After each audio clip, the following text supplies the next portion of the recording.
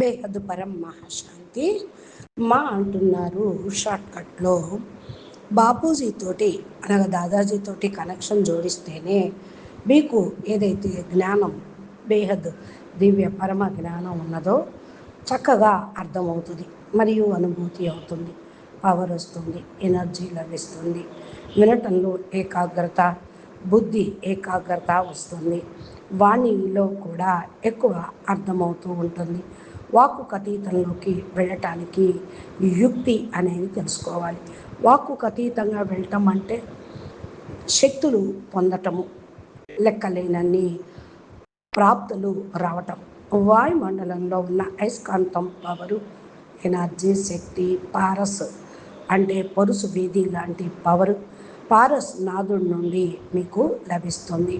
పారస్ బాపూజీని పారస్నాథ్ అని అంటూ ఉంటారు. పరుసు వేదిని తాకటంతో ఏదైనా సరే బంగారంలాగా మారుతుంది.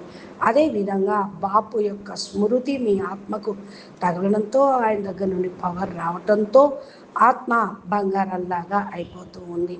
పత్తర్లాగా, రాయిలాగా, పాషాణంలాగా అయిపోయిన ఆత్మ బుద్ధి సంస్కారాలు ఇప్పుడు బంగారంలాగా అయిపోతాయి. మన బాపూజీ పత్తర్ బుద్ధిని పారసు బుద్ధిగా తయారు చేస్తారు. దాదాజీ యొక్క కనెక్షన్ జోడించండి, మీరు బంగారంలాగా కావండి. ఇప్పుడు బంగారు బుద్ధిగా అయితే ఇతరులను కూడా బంగారు బుద్ధిగా తయారు చేయొచ్చు. దీన్నే అంటారు స్వపరివర్తనతోటి విశ్వ పరివర్తన అని. వాక్కుకు అతీతంగా వెళ్ళేటువంటి శక్తిని తెలుసుకోండి. అశరీరిగా అవ్వటం అనగా వాక్కుకు అతీతంగా వెళ్ళటం.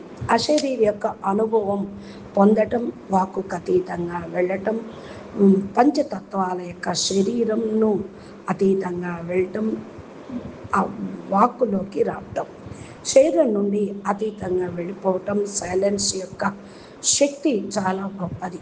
ఈ యొక్క అనుభవాన్ని పొందండి. సైలెన్స్ యొక్క శక్తి ద్వారా సృష్టి స్థాపన జరిగింది. సైలెన్స్ శక్తి ద్వారానే కొత్త సృష్టి యొక్క స్థాపన అవుతుంది.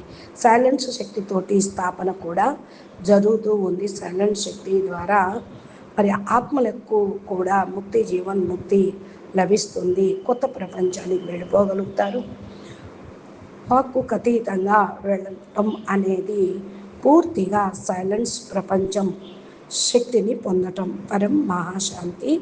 నమస్తే, ధన్యవాదాలు.